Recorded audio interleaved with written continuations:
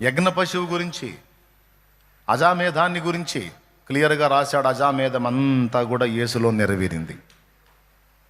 అవునండి. అజ అంటే మేక అని అర్థం. అంతేకాదు, అజ అంటే జన్మలేనివాడు అని కూడా అర్థం. న్యాయము, ఆయాడ్జే ముందు అన్యాయము. పరిశుభ్రత, ఆదగిలిచ్చు ముందు అపరిశుభ్రత. అపరిశుభ్రత అంటే పరిశుద్ధత లేనిది, పరిశుభ్రత కానిది. అన్యాయము అంటే న్యాయము లేనిది, న్యాయము కానిది. ఆ యాడైనప్పుడు అర్థం మారిపోతుంది. అజ, జ అంటే జన్మ, ఆ అంటే లేనిది. అర్థమైందా? శిరోజము, సరోజము తెలుసుగా మీకు. శిరోజం అంటే ఏంది? శిరోజము, శిరస్సు నుండి జన్మించినది శిరోజము. సరస్సులో నుండి జన్మించినది సరోజము. అంటే తామర పువ్వు, కమలం పువ్వు.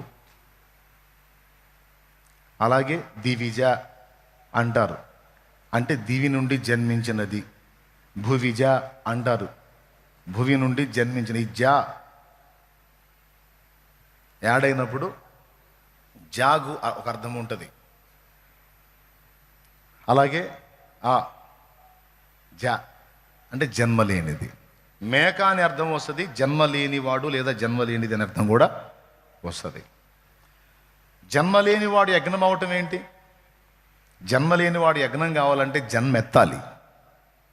అందుకే అసలు జన్మయే లేనివాడు, కాలమే లేనివాడు, సర్వ సృష్టికి ఆధారమై ఉన్నవాడు, తన బిడ్డల పాపానికి ప్రాయశ్చిత్తం చెల్లించడానికి ఆయన మనలో ఒకని వంటి వాడుగా ఒక మనిషి కడుపులో పడి జన్మించాల్సి వచ్చింది.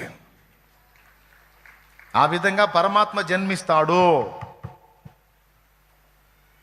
జన్మించి ఆయన ఈ విధంగా మానవ పాప పరిహారార్థమై ఈ యజ్ఞ పశువు వలె ప్రాణం పెడతాడు అన్నదానికి సూచనగా, ముంగుర్తుగా ఈ బలి పశువుని వధ చేయటం అనే ప్రక్రియని అజామేధములో ఏర్పాటు చేశారు.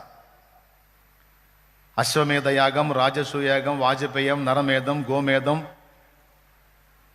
అజామేధం, పురుషమేధం, అట్లా 7 విధములైన యాగాలు ఉన్నాయి. అందులో అజామేధం ఒకటి.